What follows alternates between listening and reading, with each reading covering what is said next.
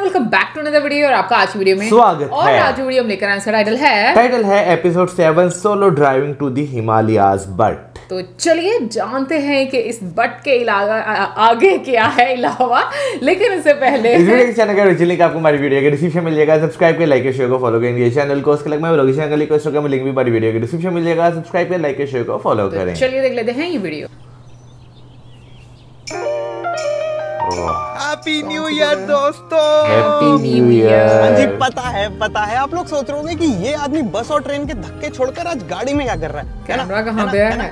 बाहर लगा होगा। बताता कहाँ पे? वही बाहर देख। लगा होगा कहीं पे। बड़ी मस्त बात है, रुको।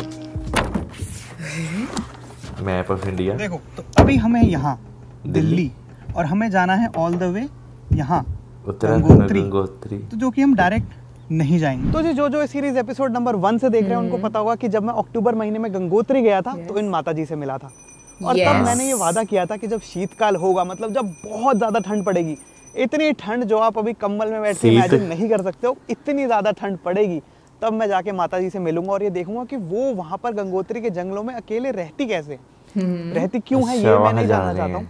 मतलब सबका अपना अपना होता है, बट रहती कैसे हैं, क्योंकि वो माताजी 60 साल प्लस हैं और फिर भी सब कुछ अकेले कैसे मैनेज करती हैं, खाना कैसे मैनेज करती है, और लिटरली जब टेम्परेचर -15 -20 डिग्री चले जाता है तो कैसे सर्वाइव करती हैं।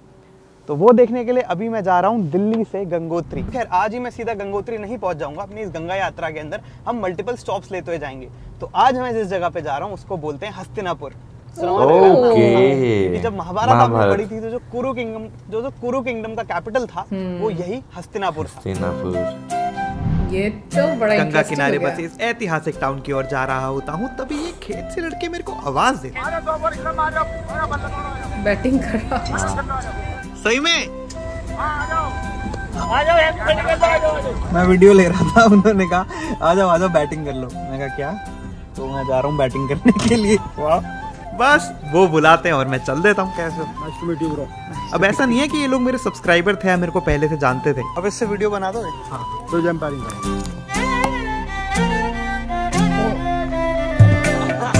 बस कुछ गजब के आदमी हो। Bye bye. तो भाई इसी के साथ अपनी 3 बॉलें खेलने के बाद मैं जा रहा हूँ। क्या रैंडम हुआ है, नहीं रैंडम में ज्यादा मजा आता है। हाँ। इससे रैंडम कुछ नहीं होगा मेरी लाइफ में। फनी भाई, बहुत सही। तो चलो जी चलते हैं हस्तिनापुर की ओर। पहुंच ही गए, कुछ 2-4 मिनट में पहुंच जाएंगे। Welcome to episode 7। जागो रे देखो रे दुनिया ए देखो रे। ये मुझे बड़ा मजे का लगता है। Okay.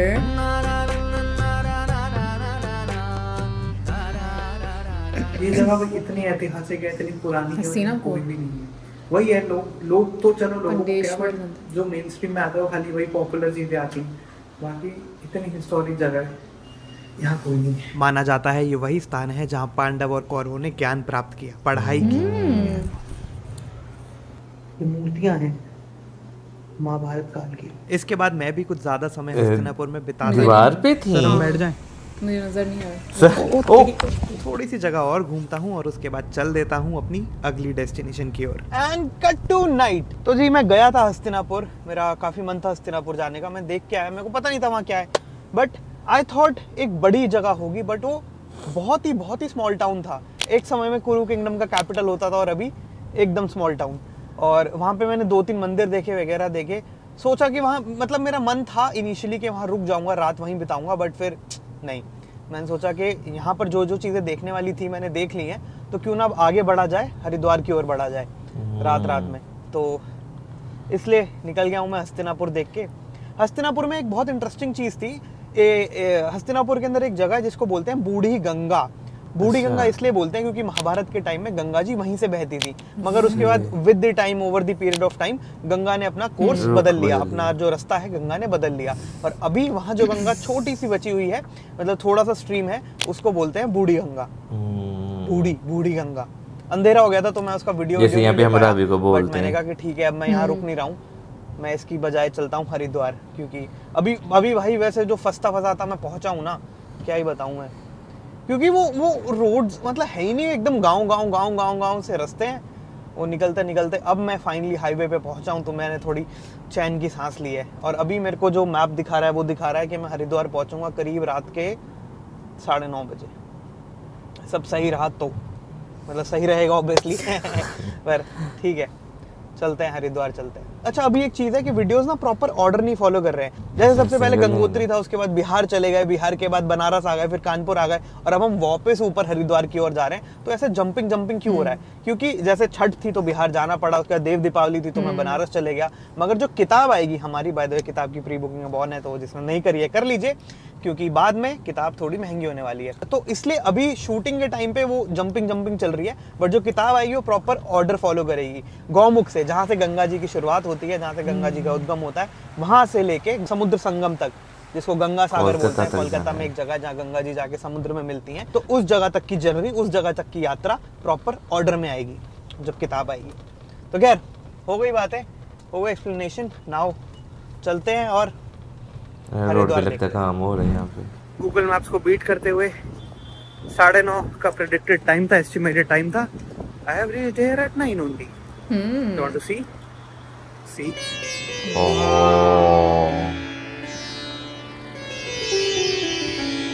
Okay, see in the morning, lens गंदा है अभी। अब मैंने सोचा तो नहीं था, पर हरिद्वार पहुंचते ही मेरे साथ कुछ बहुत ही वियर्ड होता है। तो ये मैंने आते ही सारा का सारा कमरा कैसे बिखेर दिया। अभी उस बात पे ध्यान मत दो क्योंकि वो इम्पोर्टेंट नहीं है। एक उससे ज्यादा इम्पोर्टेंट, एक उससे बहुत ही ज्यादा बिजार बात है, वो बताता हूँ। यहाँ नहीं, एक्चुअली बाहर चलते हैं, वहां बताता हूँ। ठीक है, ये देखो, ये है हर की पौड़ी, हरिद्वार है ना। बहुत अच्छी जगह है, बहुत पवित्र जगह है। अब यहाँ पे सीन क्या हुआ, मैं आया और मेरे को कहीं होटल नहीं मिल रहा है। 5-6 होटल वालों ने मेरे को रिजेक्ट कर दिया। मैंने कहा क्यों, क्या हो गया? बोल रहे सिंगल आदमी अलाउड नहीं है। मैंने कहा ये क्या चल रहा है भाई? देखो मतलब अनमैरिड कपल अलाउड नहीं होते, वो समझ आता है, ऐसी जगह पे नहीं अलाउ कर रहे, चलो मैं मान लूंगा। कह रहे वो चलेगा, सिंगल आदमी नहीं चलेगा। यहाँ पे तो बहुत ही कॉमन है, बस अलाउड नहीं है। उन्होंने कहा अनमैरिड कपल तो भी मतलब वो अलाउ है। बाकी सब बोल रहे थे कि आप पीछे जाओ, वो कह रहे हैं अनमैरिड हो तो समय लगती है। यहाँ पे आपको कुछ नहीं मिलेगा गंगा किनारे। आपको चाहिए तो आप पीछे बस स्टॉप या फिर जो रेलवे स्टेशन है वो दूर है यहाँ से, करीब 2-2.5 किलोमीटर है मेरे हिसाब से। अब वहां जाओ, उस एरिया में आपको फिर भी मिल जाएगा। मैं कह रहा हूँ मेरे को रहना ही गंगा जी के किनारे है, मेरे को रहना ही हर की पौड़ी पे, तो मैं वहां क्यों जाऊँ? कह रहा हूँ रात में 10:30 बजे मैं कहाँ ढूंढूंगा? तो मैं रिक्वेस्ट करता हूँ होटल वाले भाई से, वो कहते हैं ठीक है चलो आप, वो दया खाते हैं, दया मतलब दया खाते हैं, वो दया खाते हैं और कहते हैं ठीक है आप यहाँ रुक जाओ, आपको रुकना है तो, मगर कल सुबह आपको पुलिस से जाके परमिशन लानी पड़ेगी कि आप यहाँ पर रुक रहे हो। 1 मिनट भेज तो नहीं थे भैया अभी क्या जाना पड़ेगा? लग रहा है एक छोटा सा अपडेट है। तो भाई सिचुएशन में अपडेट है, रात के अभी 10 बज चुके हैं। मेरे को मेरे होटल वाले ने बोला है आपको अभी पुलिस स्टेशन जाना पड़ेगा, अभी परमिशन लानी पड़ेगी। स्ट्रिक्टनेस होगी ना। और अब मैं जा रहा हूँ रात के 10 बजे पुलिस स्टेशन। लेकिन ऐसा क्यों परमिशन लेने कि सर मेरे को एक होटल में रहने को अलाउ करते हैं। वो एक कितना वियर्ड है जगह है ना। हंसी आ रही है मतलब मेरे को तो। तेरा पुलिस स्टेशन तो सिर्फ जो मैरिड लोग होंगे उनको मतलब वो अलाउ कर रहे हैं ना। अपडेट देता हूं फैमिली। तो जी फिर उस होटल में रात बिताने के लिए मुझे एक 26 साल के आदमी को अपने घर वालों का नंबर देना पड़ता है, एक एप्लीकेशन में लिख के देना पड़ता है कि मैं वहाँ पर रहकर कोई भी गलत कार्य नहीं करूँगा और मैं अपनी जिम्मेदारी पर रात बिता रहा हूँ। आप भी देख लीजिए। फिर क्या कैमरा लगा, सो जा। कैमरा एंगल से मगर जब अगली सुबह होती है मैं तब भी अपना बिस्तर नहीं छोड़ता। भाई मैं कुछ भी कर लूं मैं उठ ही नहीं पा रहा हूँ, मेरी नींद आंखों से जा ही नहीं रही है। ड्राइव करके अभी जाता है बंदा। यार अपने बुक के लिए फोटो लेनी है, स्टोरी करनी है, बट भाई आज तो हिलने का ही मन नहीं हो रहा है। ऐसा पहली बार हुआ है। पर मैं घर से निकला था अक्टूबर 6 को, वीडियो पहला नवंबर में आया था मेरे को पता है, बट मैं निकल गया था घर से अक्टूबर 6 को, तो करीब 3 महीने हो गए हैं। तो मेरे को ऐसा एहसास नहीं हुआ, पर मेरे को लग रहा है कि यार मैं शायद थक गया हूँ। बॉडी कह रही है सो जा भाई। उसके बाद फिर जब उठता भी हूँ तो वो सिर्फ खाने के लिए, और फिर क्या खाना खाता हूँ, ले पराठा, ले कचौड़ी, गुलाब जामुन, गाजर का हलवा। मैं भी सोच रहा हूँ मेरे को लग रहा है आज मेरा थोड़ा सा दिमाग खराब हो गया। खाए जा रहा हूँ। सो रहा हूँ, खा रहा हूँ, सो रहा हूँ, खा रहा हूँ। तो बाय द वे ये जो आप अभी वीडियोस देख रहे हो, ये डेडिकेटेड वीडियोस, ऐसा नहीं है कि हरिद्वार पे हमें एक वीडियो बनाया, ऐसा बिल्कुल नहीं है। ये बस बिहाइंड द सीन्स आप एक तरह से देख रहे हो, किस तरह से घूम फिर के, कितनी सारे लोगों से मिलके, कितनी सारी कहानियों से जुड़ के हम अपनी किताब पूरी, मतलब किताब बनाने की कोशिश कर रहे हैं। तो ये भी उसका पार्ट है, इसलिए मैंने इसको कट नहीं किया। हो सकता है ये वाले व्लॉग्स थोड़े से स्लो हों, थोड़े से ऑफ हों, मतलब मेन कुछ मुद्दा है ही नहीं, बट ये है कि मैं आपको झलक दिखा रहा हूँ कि भाई ऐसे नहीं कि एक दिन उठा किताब बन गई। 3-4 महीने पूरा घूमो फिरो, थको मरो, फिर आपको कुछ ऐसा वर्थ इट कंटेंट मिलेगा जो एक्चुअली मतलब जस्टिफाई करे नेम को। Melodies of India, by the way book की प्री बुकिंग ऑन है, सही लगे ना? बट नहीं, जेन्युइनली आपको बुक लेनी ही चाहिए, क्योंकि जितनी भी 11 स्टोरीज हैं सारी की सारी वीडियोस पे नहीं आने वाली है ऑब्वियसली, वरना बुक लेने का क्या ही फायदा है। तो अगर अभी आप बुक लेते हैं तो आपको एक साइंड कॉपी मिलेगी, सबसे पहले आपको मिलेगी, सस्ते में मिलेगी, और 11 में से सारी की सारी स्टोरी बुक में ही होंगी। ये जो वीडियोस के अंदर आप स्टोरी देख रहे हो, जो कि अब तक 5 मिली हैं, वीडियोस में सारी नहीं आएंगी ऑब्वियसली। वीडियो में कुछ 8 आएंगी, बाकी 3 extra stories only in book. फिर जब शाम को खा पी कर लौटता हूँ तो रिसेप्शन वाले भैया मेरे साथ फ्रैंक हो जाते हैं और मेरे को बताते हैं असली वजह मेरे को सिंगल कमरा ना देने की। पता चलता है कि हरिद्वार और बाकी तीर्थ स्थानों में भी, मगर स्पेशली हरिद्वार में सुसाइड के केसेस काफ़ी बढ़ने लगे हैं। लोग आते हैं यहाँ, कमरा लेते हैं और फिर कमरे में ही खुदकुशी कर लेते हैं। जितनी भी नींद मेरे को ये सुबह से आ रही थी ना, बाय गॉड गायब हो जाती है, और फिर अगली सुबह की पहली किरण के साथ ही मैं पहुँच जाता हूँ हर की पौड़ी। वाह, इतना मजे का वेदर है। मौसम तो वाकई बहुत अच्छा, लेकिन जो उन्होंने स्टोरी बताई है, दाल चावल गर्मा गर्म, फोग है कि वो ये जब से मेरे को जानकारी मिली है ना, थोड़ी नींद आने में कठिनाई होने लगी। सुबह 7 बजे मैं आ गया बाहर चाय के साथ। खैर ये है हर की पौड़ी, और मेरे सामने ठीक ये स्थान है जिसको बोलते हैं ब्रह्मकुंड। ये स्थान कहते हैं कि समुद्र मंथन के टाइम पे, रुको ऐसे नहीं सुनाता ना, वॉइस ओवर में सुनाता हूँ, थोड़ी आवाज अलग लगती है मेरी, थोड़ी आवाज लोग कहते हैं कि भारी लगती है, पता नहीं, बस बेटर लगती है। Switching to voice over. माना जाता है कि समुद्र मंथन के समय अमृत ले जाते वक्त उसकी एक बूंद यहाँ हर की पैड़ी के ब्रह्मकुंड में गिर गई थी। इसलिए इस जगह पर गंगा जी में स्नान करना बहुत ही पवित्र माना जाता है।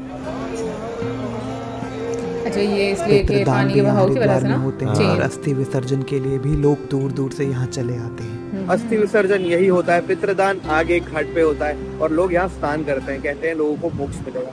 मगर आज के दिन मोक्ष के नाम पे सेम ऐसा बनारस में भी हुआ था कि लोगों ने सुसाइड करना शुरू कर दिया है। ये तो गलत मतलब बात है ना। परेशान तो हर कोई होता ही है लाइफ में, बट उनको लगता है कि इस स्थान पे आके मरेंगे तो नेक्स्ट टाइम में हमें बर्थ ही नहीं चाहिए। मतलब आदमी आज इंसान की जिंदगी से इतना ज्यादा परेशान है कि बोलता है कि मेरे को इंसान की जिंदगी दोबारा नहीं चाहिए। तो अगर मैं किसी तीर्थ पे मरूंगा, डिस्क्लेमर नीचे आ रहा है वो पढ़ना, ऐसा नहीं होता, और हमें suicide is not a solution to anything. But ऐसा न्यूज में मैंने पढ़ा कि लोग इसलिए तीर्थ स्थान पे आके मरते हैं। मैं जब बनारस में था तब भी लोगों ने यही बताया कि वो जो आइकॉनिक ब्रिज है जहाँ से ट्रेन जाती है, वहाँ से भी काफी लोग कूद के गंगा जी के अंदर उन्होंने अपने प्राण छोड़े। But again suicide is not the solution for anything. Okay, moving on. आगे बढ़ता हूँ तो मेरी नज़र इन बच्चों पर पड़ती है जो नदी में से मैग्नेट द्वारा कुछ सिक्के निकाल रहे थे। हाँ, ये मैंने वीडियो देखी और आगे बढ़ता हूँ तो और ऐसे बच्चे दिखते हैं। सिक्के मतलब जो लोग फेंकते हैं ना बीच में, घाट में आप जहाँ नजर आओ वहाँ पर आपको ऐसे बच्चे दिख जाते हैं। कुछ तो मन्नत मेरा ख्याल है। एक बार बात करके देखते हैं, ये जो बच्चे पैसे चुनते हैं यहाँ से, उनसे बात करके देखते हैं। अब बच्चों से ऑन कैमरा बात करना ऑलमोस्ट इम्पॉसिबल था, पर फिर भी मैं कोई तिकड़म लगा के कोशिश ज़रूर करता हूँ। ब्लर कर दूंगा, परेशान मत हो, डर मत, ठीक है? मैं नहीं कर रहा, ये कर रहे, मैं नहीं कर रहा। बताना 2 साल 3 साल। अरे मैं तो अभी आया, आज ही तो आया मैं, तक मुझे नहीं पता भाई। नाम क्या है? शंकर। कितने समय से कर रहा है? 2-3 साल हो गए। 2-3 साल से हो गए। दिन का कितनी कमाई हो जाती है? 100-150 रुपये। 100-150 रुपये हो जाता है। और 2 वर्ष से कर रहा है। अब मैं अलग से कुछ नहीं बोल रहा, एक देश का फ्यूचर वो भी है जो आप न्यूज़पेपर अखबारों में पढ़ते हो, और एक देश का फ्यूचर ये भी है जो यहाँ पर नदी से सिक्के, मेटल और कुछ भी मिल जाए वो चुन रहे हैं।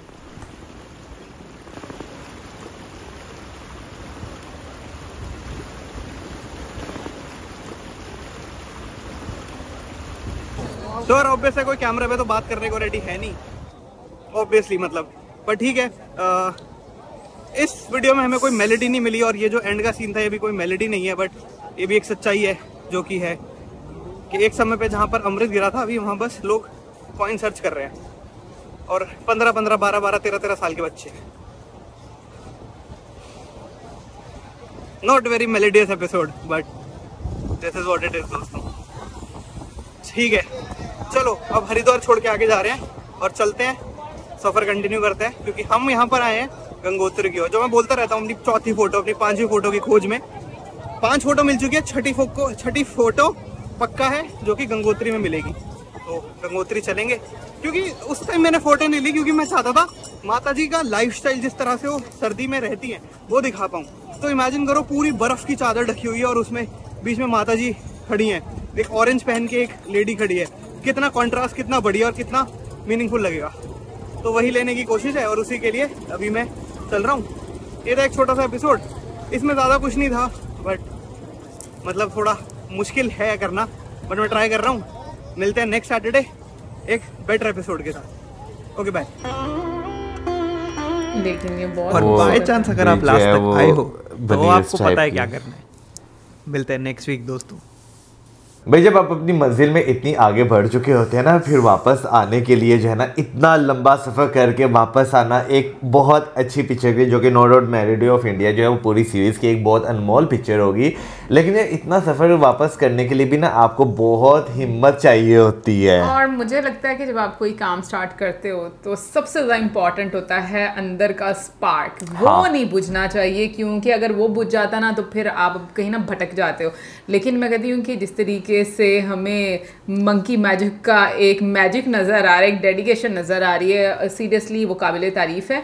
बट आज की वीडियो में मुझे एक चीज़ बड़ी अच्छी लगी है और मैं सोच भी रही हूँ मुसलसल, सबसे पहले वो ये कि कैमरा, यूज़ ऑफ कैमरा बड़ा मुझे अच्छा लगा आज की वीडियो में, कि जिस तरह से ड्राइव करते हुए, अब ये देखो अगर कैमरा बाहर भी लगाया हुआ है तो ठीक है, उनका माइक तो अंदर था ना, बिल्कुल, वो किस तरीके से इस्तेमाल किया, मैं वो सारी चीज़ें सोच यार कैमरा हो सकता है गाड़ी के बाहर उन्होंने चीज लगवाई हो होल्ड करने के लिए और वो कर दिया। नहीं, वो जो अंदर बैठ के बोलता है वो तो माइक जो है वायरलेस होता है। एग्जैक्टली, लेकिन फिर भी रिकॉर्डिंग होना, और मतलब मेरा कहने का मतलब ये है कि ये एक एक्सपेरिमेंट है ना, लाइक मेरे लिए खैर नया था। सो मुझे अभी तक समझ नहीं आई कि उन्होंने कैमरा बाहर कहाँ पर एडजस्ट किया था। लाइक डैशबोर्ड पे भी अगर किया था तो जब अंदर से कैमरा मतलब उन्होंने शूट दिखाया है तो उस साइड पे भी कुछ नजर नहीं ऐसा आ रहा था। मे बी उस टाइम पर उन्होंने कैमरा जो है वो उतार लिया। तुम्हारे ख्याल से कैमरा कहाँ पर होगा? मेरे ख्याल से बोनेट के ऊपर जो है ना स्टिक लगा कर जो है ना वो लगाया होगा उन्होंने। तो मैंने बोनट ही कहना था, डैशबोर्ड कर दिया।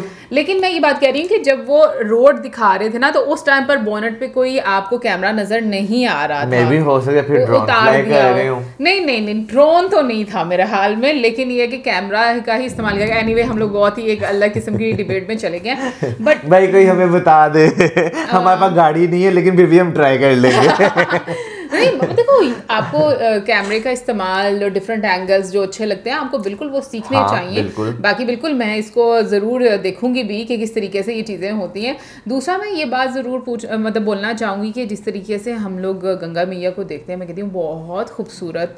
और अभी के टाइम में मैं कहती हूँ कि जब इतना रुख बदल गया है और इतना चेंज भी आ गया, उसके बावजूद आपको इतनी विशाल वो नज़र आती है, लाइक गंगा मैया, और उसका फ्लो आपको इतना नज़र आता है। लेकिन जब एक्चुअली में मतलब स्टार्ट हुआ होगा सब कुछ, सो उस टाइम पर कितनी खूबसूरत देखें। जो दरिया होते हैं ना वो आज के टाइम में तो वैसे मुझे नहीं, मैंने कभी सुना कि दरिया ने अपना रुख बदले। पहले वक्तों में सुना करते थे दरियाओं ने अपना रुख बदले, क्योंकि मुझे अच्छी तरह याद है कि ये जो चुबुर्जी की जो एक 4 बुर्जी बनी हुई है ये किसी ज़माने में रावी के अंदर हुआ करती थी।